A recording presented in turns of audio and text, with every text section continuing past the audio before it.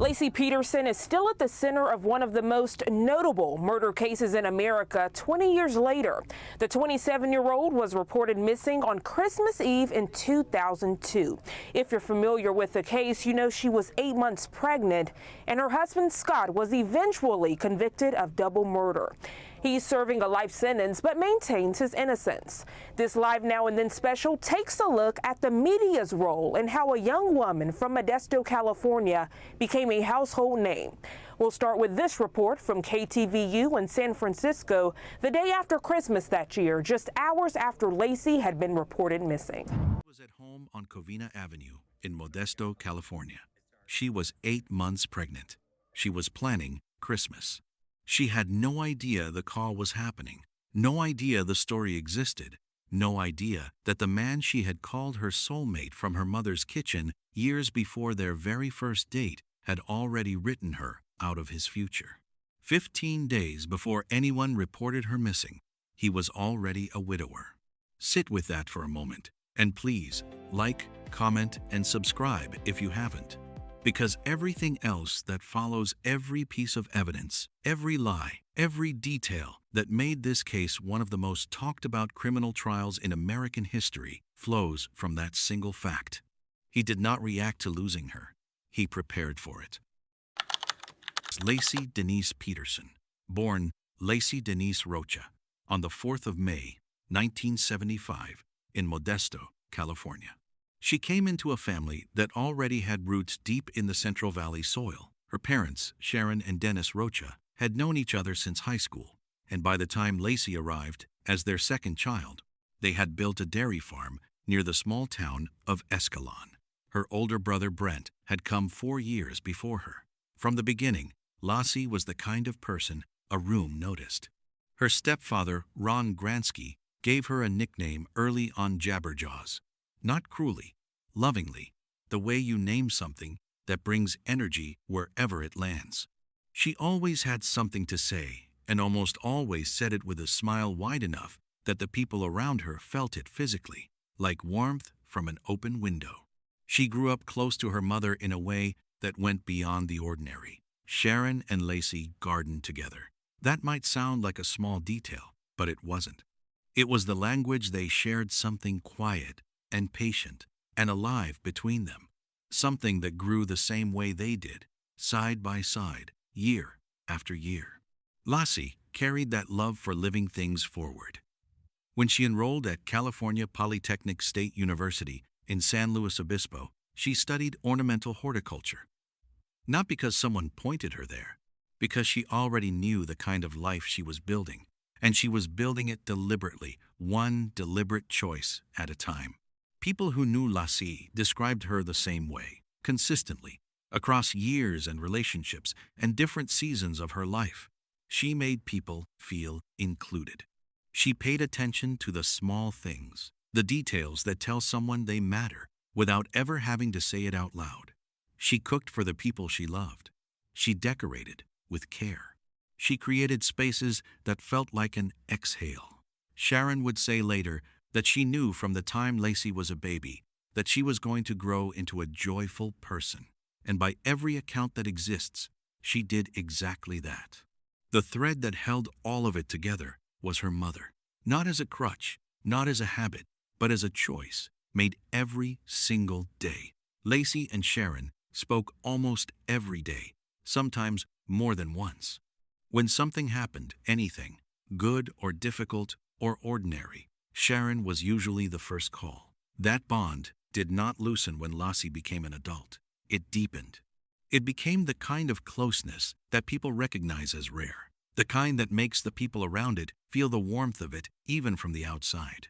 By the summer of 2002, Laci Peterson was living exactly inside the life she had always imagined. A house in Modesto, a husband, a baby boy growing, his name already chosen, Connor, due to arrive on the 10th of February, 2003. She was 8 months pregnant and moving through those final weeks with the particular kind of joy that comes from believing your future is already here, already real, already yours. She went to prenatal appointments. She made Christmas plans. She threw herself into the pregnancy with the same completeness she brought to everything else. Friends and family said she was deeply happy, not performing happiness, living inside it. She had no reason to think anything was wrong. That is the sentence that keeps returning throughout this case, and it is the sentence that makes everything else harder to hold. She had no reason. Because from where she stood, inside the life she could see, nothing was wrong.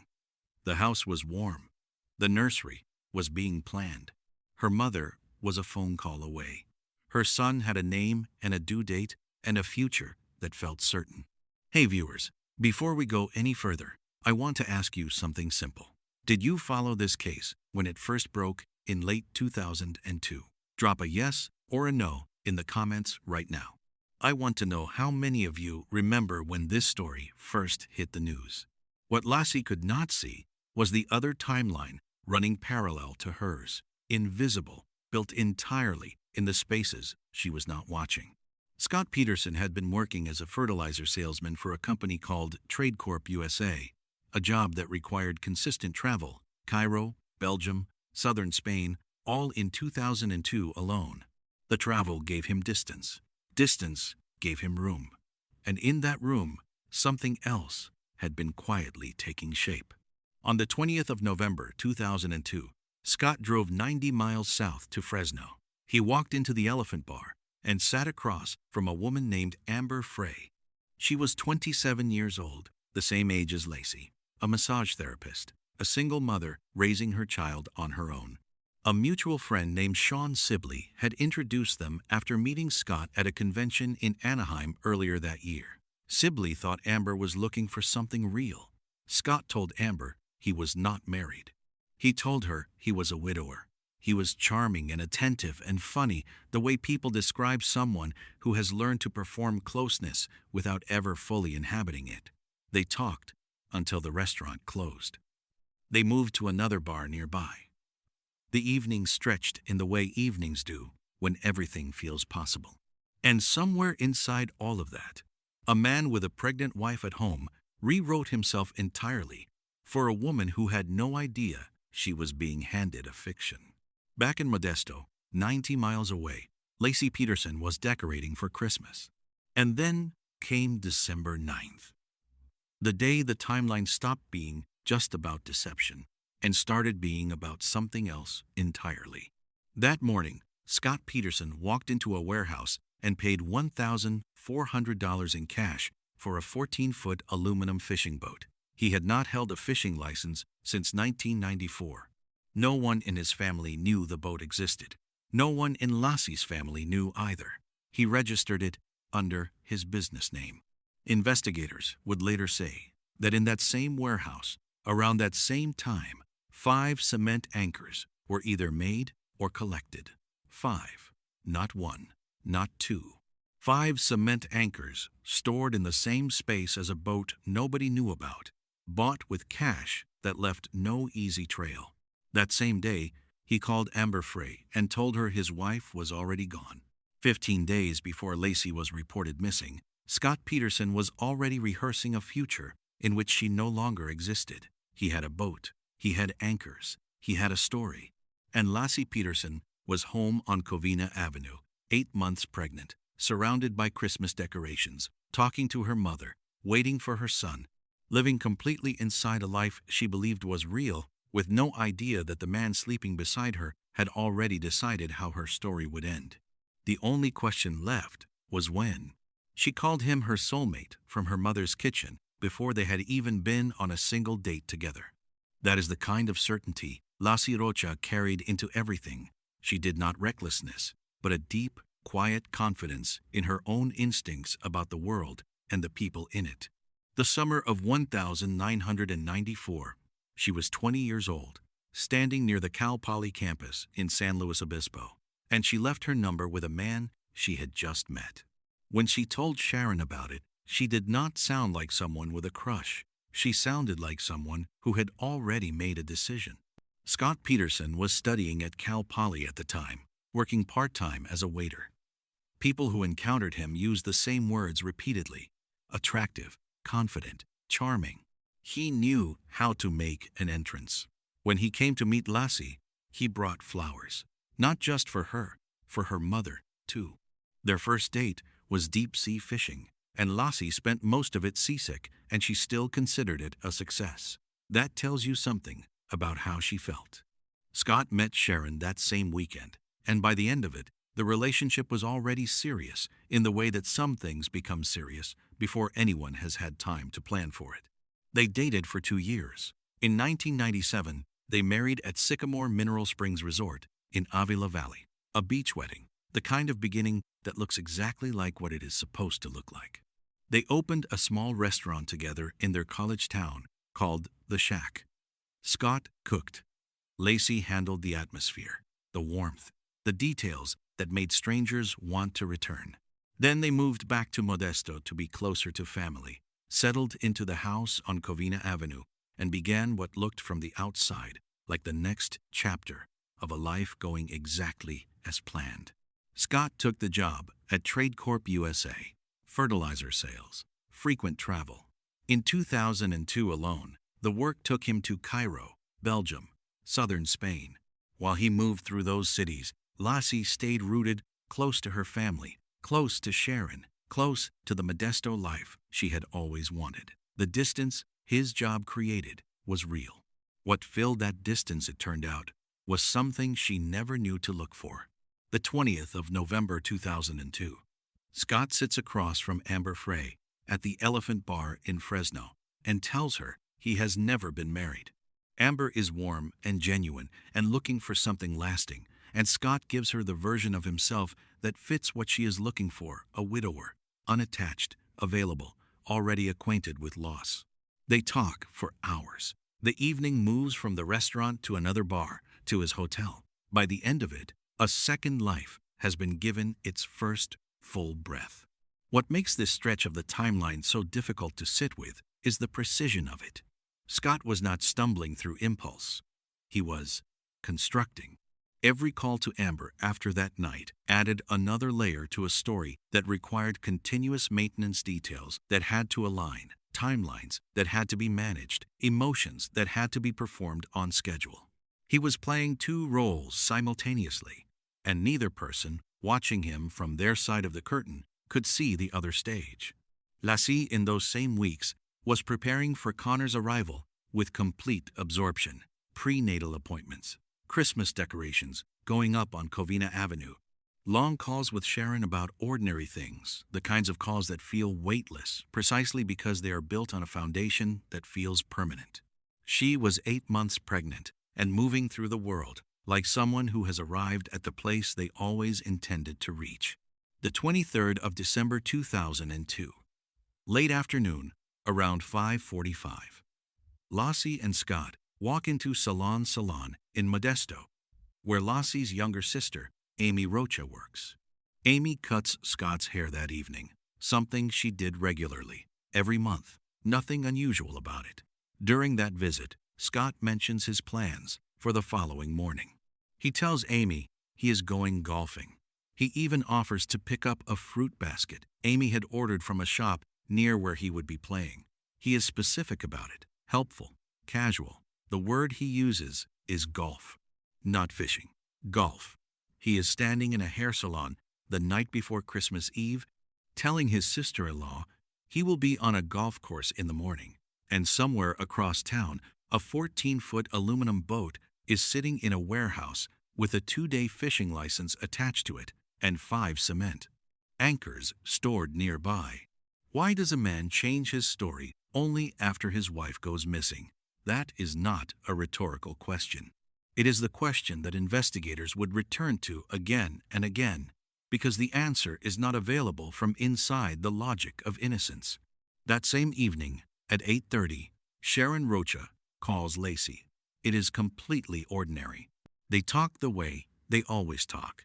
Easy, close, the conversation of 2 people who do not need a reason to reach out because the connection between them is reason enough. Sharon has no sense that anything is different. There is nothing in Laci's voice to suggest fear or worry or a feeling that something is wrong. It is just her daughter, on the phone, on the night before Christmas Eve. It is the last time Sharon Rocha will ever hear her voice.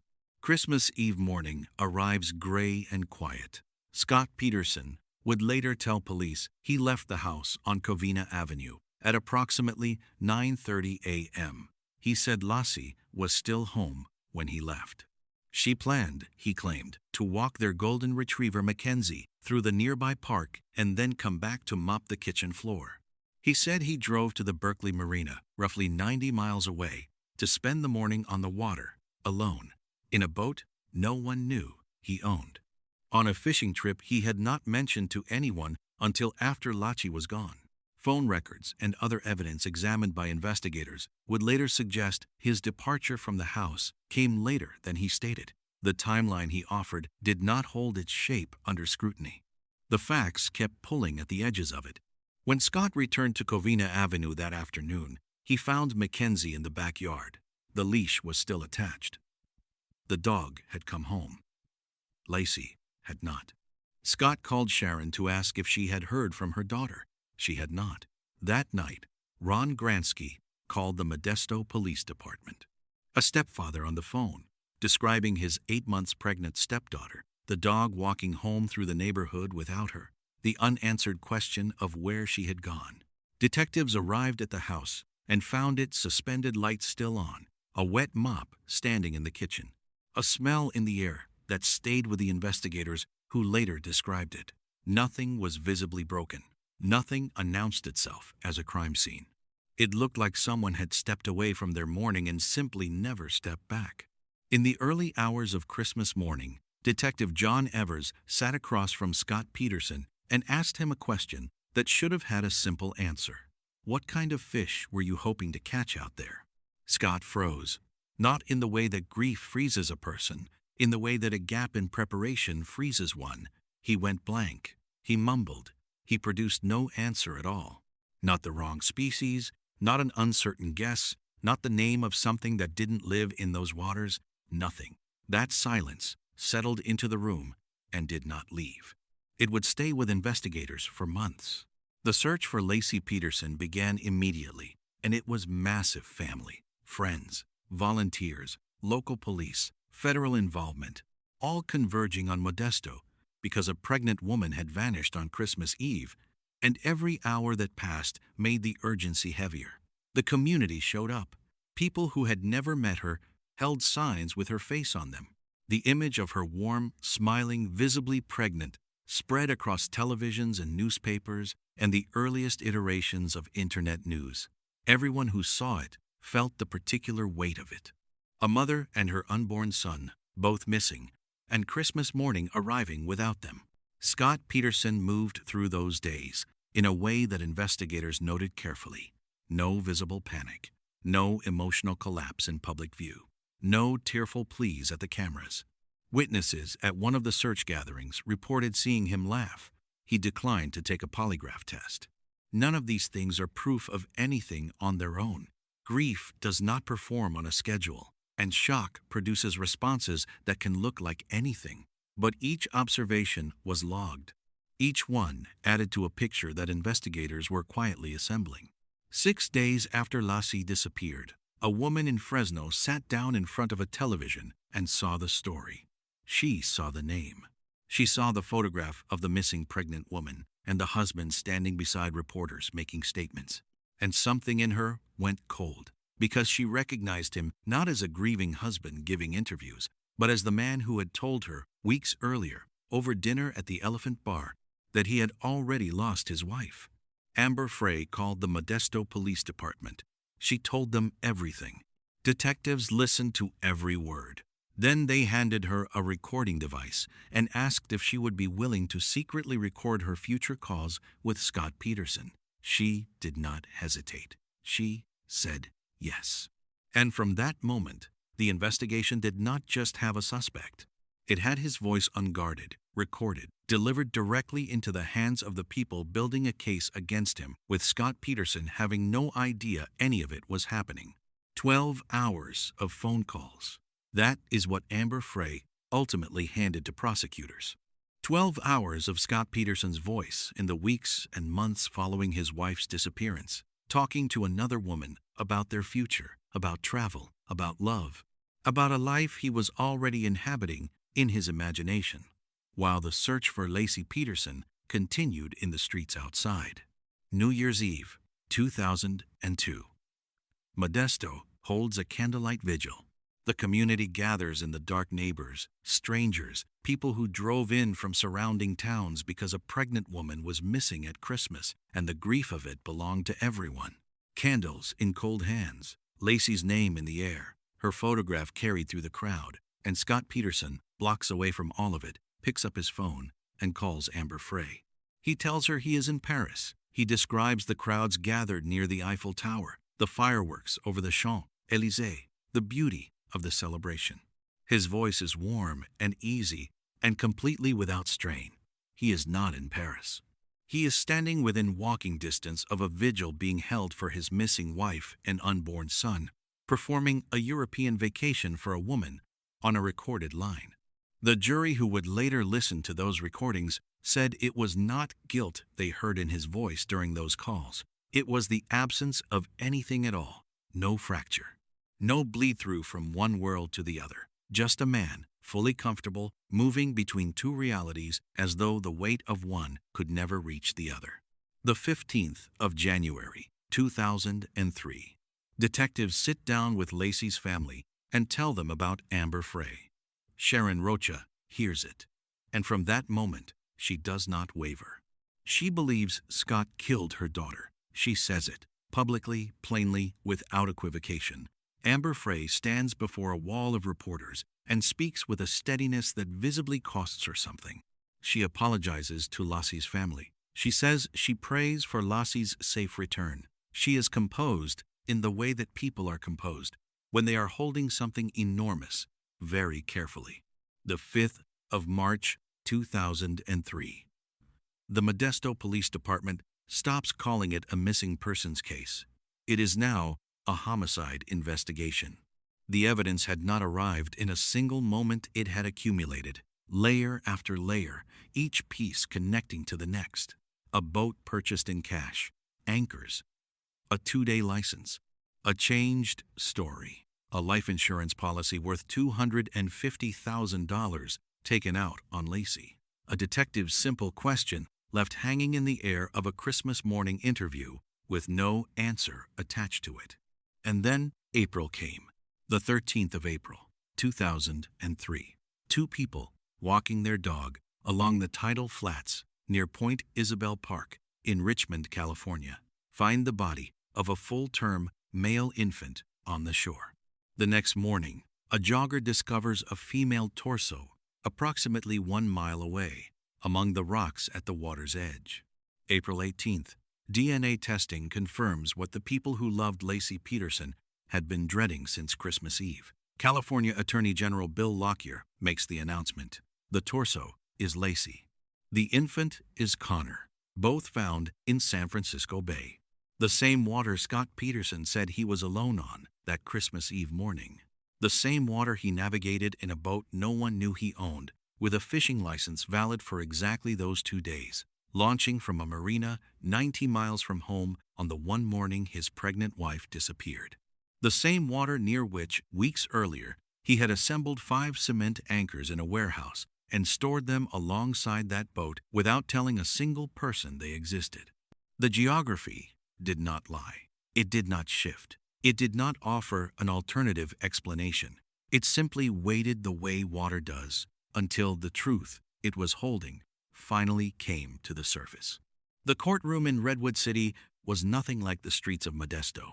Out there, in the months after Christmas Eve, the search for Laci Peterson had been loud and collective and desperate, a community organized around hope, because hope was the only available response.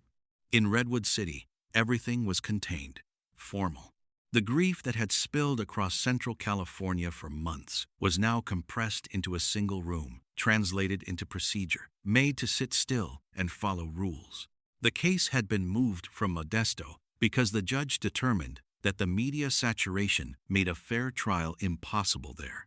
So, San Mateo County inherited what Stanislaus County could no longer hold. Scott Peterson arrived in court on the 21st of April, 2003, 3 days after the DNA confirmation. He entered a not guilty plea. He had started with a public defender, but by May he had retained Mark Garagos, a defense attorney who had spent years inside high-profile cases and knew exactly how to move inside the machinery of a trial that the entire country was watching. Jury selection alone took nearly 3 months, beginning the 4th of March, 2004, and ending with 12 people seated, 6 men, 6 women, tasked with deciding what the evidence meant and what it did not. The trial itself began the 1st of June, 2004.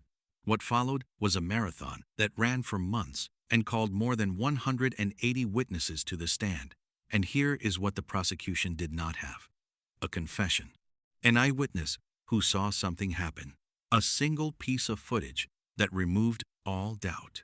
What they had instead was an architecture, dozens of individual details, each one defensible in isolation, each one pointing the same direction when arranged together: a boat, anchors, a license valid for 2 days, a changed alibi, a life insurance policy, an affair built on the claim that his wife was already dead. A detective's question answered with silence on Christmas morning. The prosecution's argument was not that any one piece proved guilt. It was that no innocent explanation existed for all of them together. The defense, with Garagos leading, pushed back on every piece. They raised the theory that Laci may have been kidnapped, pointing to a burglary reported near the Peterson home around the time she disappeared. They challenged the forensic evidence. They questioned the integrity of the investigation. They argued that the circumstantial nature of the case was not a feature of Scott's guilt, but a product of a system that had decided his guilt before the evidence had been properly examined. It was a disciplined defense. It did not change the outcome. Then Amber Frey walked into the courtroom. She took the stand on the 10th of August, 2004, and did not leave it for 7 days. For a significant portion of that time, the jury sat and listened to recordings. 12 hours of Scott Peterson's voice, captured during the weeks and months after Laci vanished. Delivered through a phone, Amber had agreed to carry on behalf of investigators, played aloud in a courtroom where the facts of Laci's death had already been established. His wife was gone. His unborn son was gone. Their bodies had been pulled from the bay. And on those tapes, Scott Peterson was telling a woman in Fresno that he was in Paris, that he was thinking about their future, that he was happy, that he was present inside a life that had nothing to do with any of it. Juror Mike Belmessieri said it plainly in a documentary years later. Scott was still playing a game. Juror Steve Guinasso said the recordings were what sealed his decision. Not because the calls contained a confession, they did not. Not because Scott said anything that could be pointed to as direct evidence, he didn't. What sealed it was the texture of his voice, the ease of it, the complete, unbroken comfort of a man who had separated himself so thoroughly from what was happening that 12 hours of recorded conversation contained no trace of the weight that everyone else in his life was carrying. The court also heard from Dr. Brian Peterson, a forensic pathologist, no relation, who had performed the autopsies on both Laci and Connor. The details he provided were clinical in the way that forensic testimony is required to be clinical, but the facts beneath the clinical language were stark. Both bodies had been submerged in San Francisco Bay for an extended period. Prosecutors argued that Laci had been placed in that water from Scott's boat, weighted and submerged, and that the movement of the tides over the months that followed had eventually brought both her and Connor to the surface near Point Isabel Park and the rocky shoreline a mile away. The defense challenged this reconstruction. The jury considered everything. Deliberations began the 4th of November, 2004. 9 days later, on November 12th, the jury returned. Guilty. First-degree murder in the death of Laci Peterson. Second-degree murder in the death of Connor Peterson. Outside the courthouse in Redwood City, the crowd that had gathered erupted. People who had followed the case for nearly 2 years, who had held candles in Modesto on New Year's Eve, who had watched Amber Frey stand before reporters and apologize to a family she had never met, who had felt the particular suffocation of watching a community search for someone who was already gone. Those people stood outside a courthouse and let the verdict land in their bodies, the way verdicts sometimes do when the waiting has been long enough. Inside the courtroom, Scott Peterson did not flinch. He received the words the way he had received most things throughout the preceding months, without visible reaction, without fracture, without any outward sign that the words had reached him at all. A month later, on December 13th, the jury recommended the death penalty. On the 16th of March, 2005, Judge Alfred DeLucchi accepted that recommendation and sentenced Scott Peterson to death by lethal injection. He was transferred to San Quentin State Prison. That October, the $250,000 life insurance policy Scott had taken out on Laci, the one that investigators had noted as part of the pattern of preparation, the one that existed before the boat, before the anchors, before the change story was paid out to Sharon Rocha.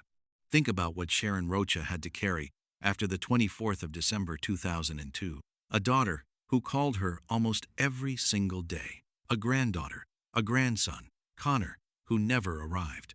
A son-in-law she had watched bring flowers to her door years earlier, charming and attentive. The kind of man who knew how to make a strong impression on the people whose approval mattered. She had sat across from that man at family dinners and holidays, and ordinary days in between. She had watched her daughter build a life with him and believed in that life because Laci believed in it. And then, the 15th of January, 2003, investigators sat down with her and told her about Amber Frey, and something in Sharon Rocha's understanding of the previous 8 years rearranged itself permanently. She never wavered after that. Not publicly, not privately. She said what she believed, and she did not soften it. The $250,000 went to her in October 2005. It was Laci's money. In the end, it always had been. The legal story did not close with the sentencing. In August 2020, the California Supreme Court overturned Scott Peterson's death sentence, not on the grounds of innocence, but because the original trial judge had made a procedural error during jury selection. The court found that the process had produced a jury disproportionately composed of people who favored capital punishment, which violated Peterson's right to an impartial panel. The conviction itself was not touched. The facts of the case were not revisited. Only the sentence changed. On the 8th of December 2021, Scott Peterson was resentenced to life in prison without the possibility of parole.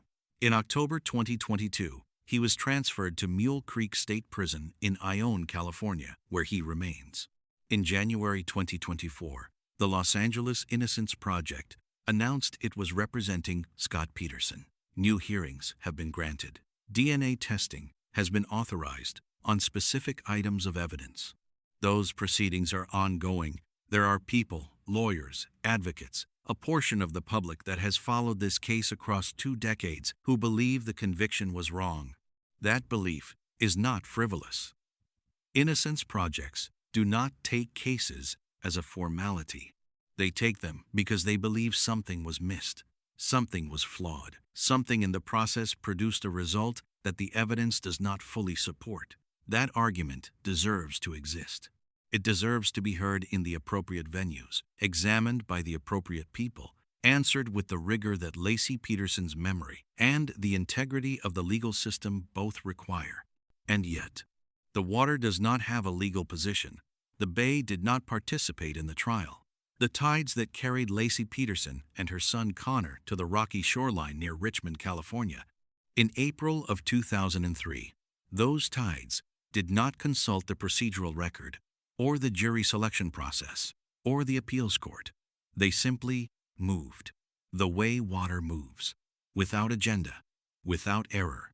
And what they delivered to that shoreline was found less than 4 miles from the marina where Scott Peterson said he had spent Christmas Eve morning alone, in a boat nobody knew about. With a license valid for those exact 2 days, on a body of water he had not fished in nearly a decade. That fact does not shift. It has not shifted in 22 years. Every appeal, every hearing, every motion filed on Scott Peterson's behalf has had to exist alongside it, has had to find a way to explain not just what the evidence didn't prove, but what the geography already said. Some questions get answered in courtrooms. Some get answered by the place where the truth finally surfaces. Laci Peterson was 27 years old. She had her mother's number memorized. She knew the life she wanted, and she was living inside it. She had chosen a name for her son. She had a nursery to finish. She had a future that felt, from where she stood, completely certain.